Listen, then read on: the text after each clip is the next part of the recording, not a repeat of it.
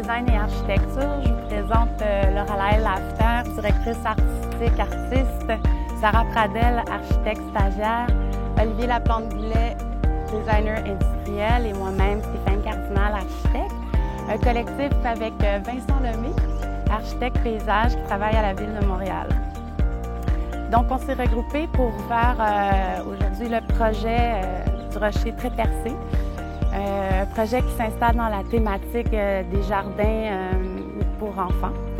Notre genèse de projet, c'est qu'on a étudié plusieurs options. Dans le fond, on a fait 6 à 7 différents projets avant de choisir. Puis on était à la recherche, dans le fond, d'un symbole fort de la région, un monument, une histoire mythique.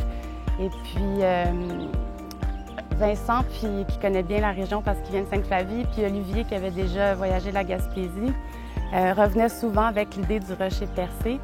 Puis on s'est rendu compte que le Rocher Percé, dans le fond, c'était comme un mythe, un rêve d'enfants, d'adultes, pour des Québécois, pour Lorelai qui vient de Bretagne. C'est quelque chose qu'on veut visiter, qui est très fort, qu'on voit toujours dans la publication même du Québec. Donc même si au départ on trouvait ça littéral comme image, la force du projet revenait comme de façon naturelle.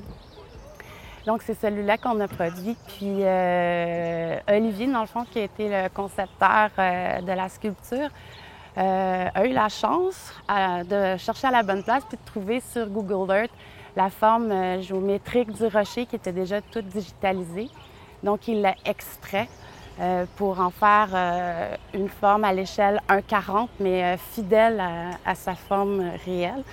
Et puis il l'a extrait aussi pour en faire une structure, une sculpture. Et à l'échelle 1:40, je l'ai déjà dit. Puis Lorelai, qui est notre directrice artistique, a mis ça en image avec un narratif et le lien à travers tout ça. Sarah Pradel, dans le fond, fait les dessins techniques. Elle a extrait après ça chaque filament de cette structure-là pour donner un guide pour ceux qui construisent la structure ici à Métis. Vincent, dans le fond, était le regard sur l'implantation, la notion de paysage, la notion aussi, son apport au niveau des études de la sécurité dans les jeux d'enfants, ce qui est aussi une notion importante qui nous a préoccupés. Et puis, le collectif a réalisé ce projet-là. On est arrivé ici lundi, mais on a eu la chance d'avoir semaine après semaine, en fait pendant 6 semaines, des photos de l'avancement de notre structure qui a été réalisée sous la direction de François Leblanc par un gars extraordinaire qui l'a conçu, qui s'appelle Alexandre Lépine et qui a travaillé à tous les jours pour monter ça. Puis quand on est arrivé lundi soir, toute la structure était déjà présente dans les ateliers de Métis. Il manquait par contre les barres transversales puis la finition. Donc on s'est mis à la tâche. C'était pas facile. Lorelai a fait son baptême de coupe de tiges d'acier, aplatissage de boue, mesurage et presque soudure, hein, là? Et puis nous, notre équipe, on s'est mis d'arrache-pied sur ponçage, primer, peinture. Et puis on avait vraiment sous-estimé, dans le fond, cette partie-là du travail. Être en déséquilibre dans la structure, puis peindre à une main en se retenant de l'autre parce qu'on n'est peut-être pas aussi agile que les enfants qui grimpent dans notre structure aujourd'hui. Ça fait qu'on était quand même partiellement crevés après des journées d'à peu près 8 à 9 heures de travail, mais assez fiers. D'ailleurs, on a encore le bleu sur les bras, je pense. Oui. On a encore des traces. Et sur les oreilles. Donc ça, c'était pour la partie de la confection. Après ça, dans le fond, ce qu'il me reste à vous dire, c'est le jeu. Il y a une autre idée aussi qui était très forte, c'est que quand on était jeune, dans les structures de parc, il y avait les structures primaires, très simples, qui étaient des dômes ou on les appelait aussi les monkey bars, qui étaient des jeux d'enfants qu'on a tous dans nos mémoires. Les araignées. Les araignées. Donc ça aussi, ça nous a habités pour créer cette structure-là. Puis dans l'évolution, dans le fond, du Rocher Très Percé, ce qu'on souhaite, c'est que les enfants redécouvrent cette simplicité-là du jeu, de l'escalade, de s'étendre au centre de la structure puis de regarder le ciel à travers.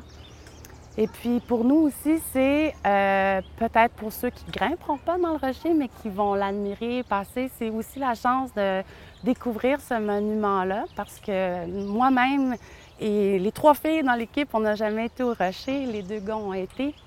On est à moitié chemin entre Québec et le Rocher Percé.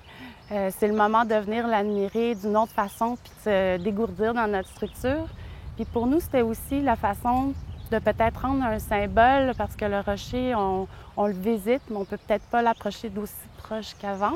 Donc ici, on peut quand même le monter. Peut-être je vous dis aussi pourquoi le bleu puis le minéral. Alors, comme c'est une réinterprétation du rocher et non le vrai, on a voulu jouer avec les contrastes. Donc, on a mis la structure en bleu contrairement à l'eau, puis on a installé la minéralité au sol pour reprendre le minéraux du rocher.